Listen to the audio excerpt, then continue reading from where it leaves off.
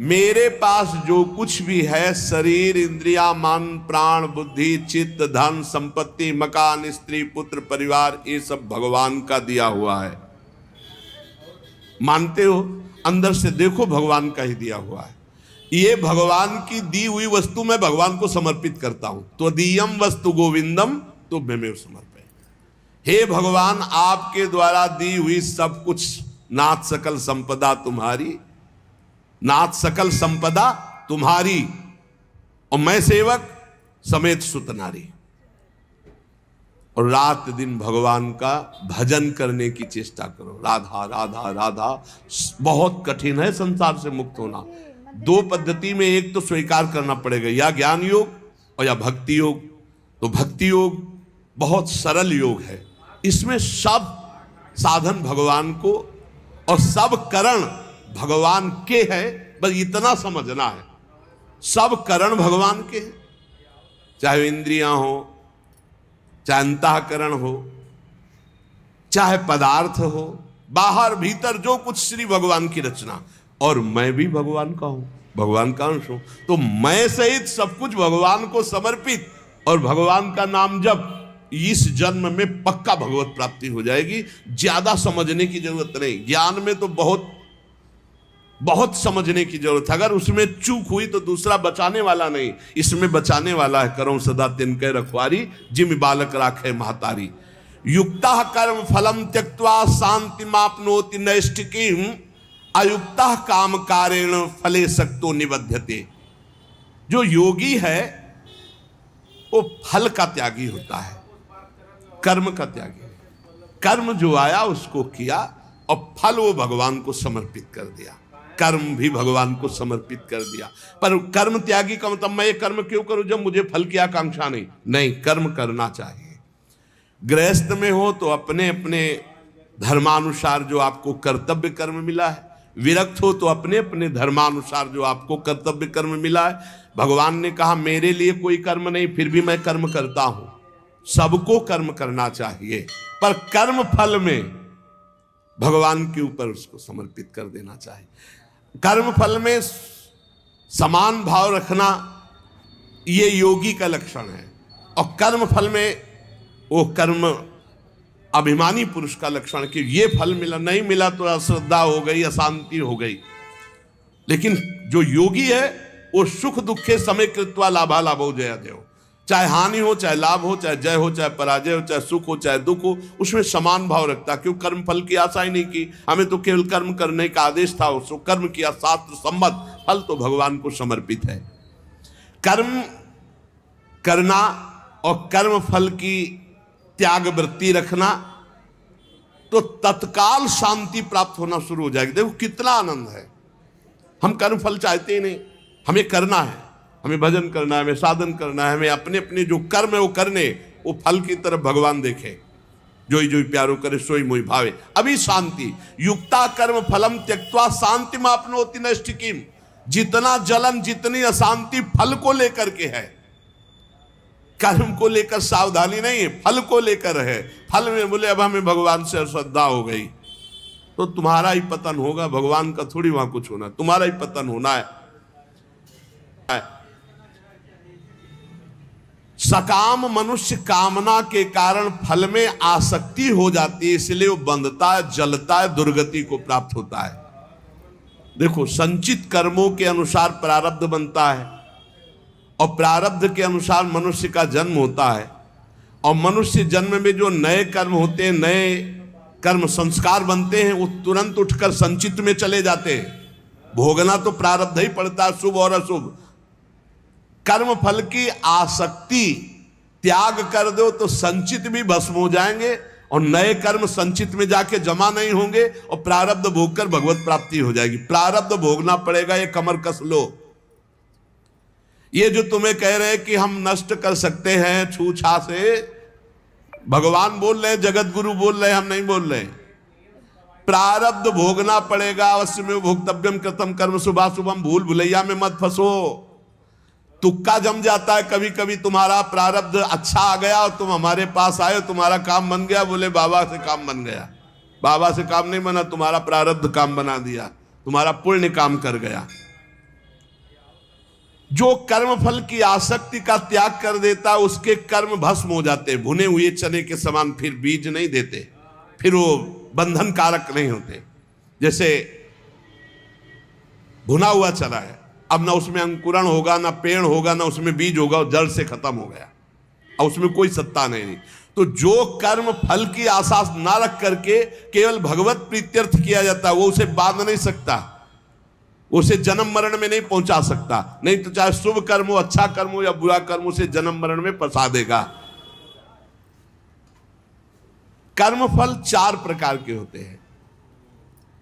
एक होता दृष्ट कर्म फल, और एक होता अदृष्ट कर्म फल, और एक होता प्राप्त कर्म फल, और एक होता अप्राप्त कर्म फल। दृष्ट कर्म फल कहते हैं वर्तमान में किए जाने वाले नए कर्मों का फल जो तत्काल प्रत्यक्ष मिलता दिखाई देता है। जैसे कीर्तन किया आनंद मिल रहा है, सत्संग किया आनंद मिल रहा है, कोई भूखा है अपना भोजन पवा दिया तत्काल आनंद मिल रहा है, कोई अपने लिए पदार्थ लेने जा रहा, देखा बीमार है उसके पास दवाई की व्यवस्था नहीं, चलो आज हम भूखे रह जाएंगे, पैसा बीमारी में दे दिया, उसमें लगा, तो जो हृदय शीतल हुआ वो दृष्ट कर्म फल, इतना महान कर्म कि तत्काल आनंद प्रदान करता है। और अदृष्ट कर्म फल वर्तमान में किए जाने वाले नए कर्मों का फल जो अभी तो संचित रूप से संग्रहित होता है, आगे जन्म में मिलेगा जाकर के। जो तीर्थयाटन है, दान है, पुण्य है, बहुत प्रकार के ऐसे कर्म है जो अभी आपको नहीं अनुभव में आ गए, वो आगे आपको प्राप्त होंगे। और प्राप्त कर्म फल जो पूर्व के कर्म फलों का प्रारब्ध बन करके आ गया है, शरीर प्राप्त कर्म फल है, प्रारब्ध जैसा वैसा शरीर, वैसे ही कुल में जन्म, वैसे ही धनवान, संपत्तिवान, अनुकूलता प्रतिकूलता, ये प्राप्त कर्म फल है। पूर्व में जो कर्म किए उससे जो प्रारब्ध बना है वो पहले से निश्चित हो चुका है। अप्राप्त कर्म फल प्रारब्ध कर्म के फल रूप में अब जो आगे आने वाला है, ये भविष्य में मिलने वाले सुख दुख है, जो अप्राप्त कर्म फल है। प्राप्त कर्म फल हो चुका, शरीर ऐसे कुल में जन्मा, शरीर ऐसा है, ऐसा ऐसा धन संपत्तिवान माता पिता मिले या निर्धन मिले, या जैसे अनुकूल प्रतिकूल परिस्थिति जो वर्तमान में मुझे मिली, ये प्राप्त कर्म फल। और जो अब आगे आने वाली है अप्राप्त कर्म फल, ये प्रारब्ध बड़ा भयानक है जो आगे आने वाला है। इसे भयानक को बड़ा मृदुल किया जा सकता है भजन के प्रभाव से, नष्ट तो किया जा सकता है पर भगवत प्राप्ति नहीं होगी। फिर पूरा झोंकना पड़ेगा इसी प्रारब्ध मिटाने में भजन को। प्रारब्ध भी हम भोग ले और भगवत भी प्राप्ति हो जाए, तो भजन से प्रारब्ध जो 100% आपको दुख देने वाला है वो 10% आके भुगता के 90% नष्ट हो जाएगा, 10% भोगना पड़ेगा और चला जाए। भजन का बड़ा प्रभाव होता है। 12 वर्ष का गलित कुष्ठ 24 घंटे में भुगता के चला गया। 12 वर्ष कहां और कहां 24 घंटे। भजन से अप्राप्त कर्म फल को, जो आने वाला प्रारब्ध है, उसे रोका जा सकता है, उसे कम किया जा सकता है, उसे मिटाया भी जा सकता है। पर जो भगवत प्राप्ति करना चाहते हो मिटाने में नहीं फंसते, वो उसे भोग लेते हैं और भगवान की प्राप्ति करते हैं। ये 4 प्रकार के कर्म फलों में दृष्ट और अदृष्ट ये क्रियमाण है, और जो प्राप्त और अप्राप्त कर्म फल हैं प्रारब्ध के अधीन है। दृष्ट कर्म फल आग्रह नहीं रखना, मिलने पर प्रसन्न या प्रसन्न ना होना। अदृष्ट कर्म फल आशा रखना, प्राप्त कर्म फल में ममता न करना, मिलने पर सुखी दुखी ना होना। अप्राप्त कर्म फल मिट जाए ऐसी आशा न रखना, ये भक्त के हृदय में होता है। चारों प्रकार के कर्म फल भक्त के हृदय में कोई प्रभाव नहीं डाल सकते। जब उपासक ये देख लेता है कि मैं करता नहीं है, वो मुक्त होने लगता है। इतने जादू का तमाशा है, समझ लो। गांठ लगी ही नहीं, गोस्वामी जी कह रहे जड़ चेतन ही ग्रंथि पड़ गई, यद्यपि मृषा छूटत कठिनाई। है ही नहीं बंधन पर छूटना बड़ा कठिन है। बस इतना समझ लो कि बंधन ही नहीं है पर छूटना बड़ा कठिन है। कर्तापन तुमने स्वीकार किया तो तुम्हारी दुर्गति पक्की है। चाहे शुभ कर्म करो चाहे अशुभ कर्म। शुभ से स्वर्ग आदि लोक अशुभ से नरक आदि, और दोनों से मृत्यु लोक। ये आवागमन बंद नहीं होने वाला, बंद नहीं होने वाला। क्या करें? तो बड़े कठिन समस्या है। यही कठिन समस्या है। ज्ञानेन्द्रीय, कर्मेंद्रीय, अंतःकरण, प्राण, उपप्राण, ये सब प्रकृति के हैं ढांचा सहित। शब्द, स्पर्श, रूप, रस, गंध, ये प्रकृति के हैं। वो 5 ज्ञानेंद्रियां उनको प्रकृति में भोग रही। इंद्रियां इंद्रियों में, विषयों में बरत रही हैं। आप इनको देख रहे हैं, दृष्टा हैं, पर आप तन्मयता कर लेते, मैंने देखा, तो फिर उसका दंड भी तो भोग मिलेगा। क्या देखा और कैसे देखा? हमारे द्वारा जो भी क्रियाएं हो रही हैं, हम उनके 2 विभाग देखते हैं, एक अच्छी क्रियाएं और एक बुरी क्रियाएं। बिल्कुल सरल भाषा में आपको बता रहे हैं। जो अच्छी क्रियाएं हैं वो शास्त्र सम्मत है, जो बुरी क्रियाएं हैं वो शास्त्र विरुद्ध है। बुरी क्रियाओं को अशुभ कर्म कहते हैं, अच्छी क्रियाओं को शुभ कर्म कहते हैं। शुभ और अशुभ कर्म ये गुणों से प्रेरित होते हैं। सतोगुण तो शास्त्र सम्मत, रजो और तम मिश्रित या तमोगुण या घोर रजोगुण, ये शास्त्र विरुद्ध आचरण कराएंगे। अब अपने को भगवान की शरण में हो जाना, गुणों की शरण में नहीं। भक्ति का मार्ग, पूरा शरीर, इंद्री, प्राण, उप प्राण सब, हे नाथ मैं आपकी शरण में।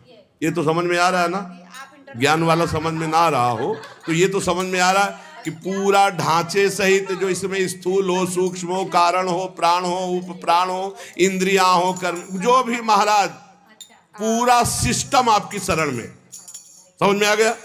ठीक। अब हमको देखना है कि हमारे द्वारा जो अच्छा काम हो रहा है वो भगवान की प्रेरणा से हो रहा है। जीवन मुक्त होना है तो बात इस बिल्कुल सरलता से समझा रहे हैं।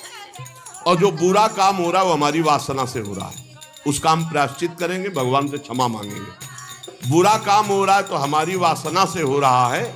इसमें क्या होगा कि अगर ये भेद नहीं तुम रखोगे और कह दोगे जब पूरा समर्पण कर दिया, तो फिर आपसे बुरे कर्म उत्साह पूर्वक होने लगेंगे, क्योंकि अंदर का सिस्टम अभी समर्पित नहीं हुआ। बाहर से तो हमने कह दिया।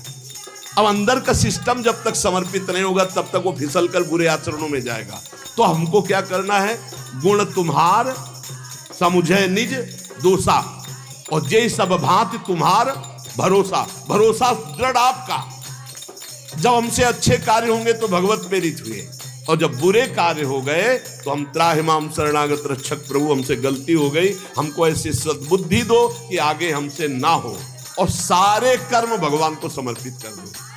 तो जो एक दिव्य ज्ञानी की स्थिति होती है, अहंकार रहित महापुरुष की, वही भक्त की स्थिति होती है। वो भी देह शुद्ध विस्मृत भगवदानंद में डूबता है, और वो देह शुद्ध विस्मृत ब्रह्मानंद में डूबता है। पर दोनों को किंचित मात्र कर्ता भाव जब तक रहेगा तब तक वो आवागमन से मुक्त नहीं हो सकता।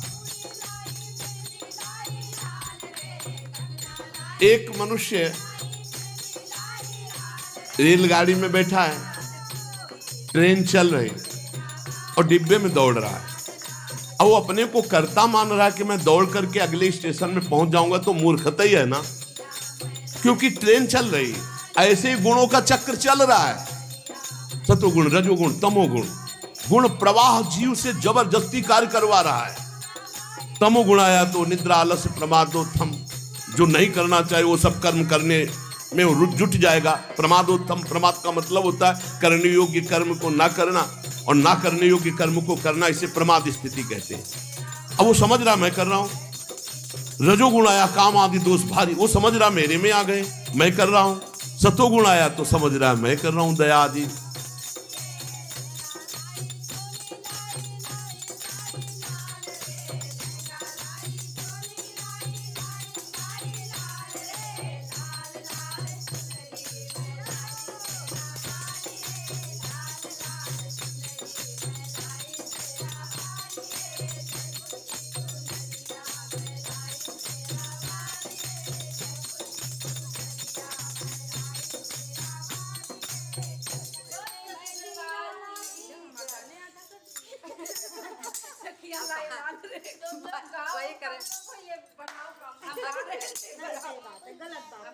अभी तुम यूट्यूबर नहीं बनेंगे। जब हम कहेंगे तभी बनेंगे।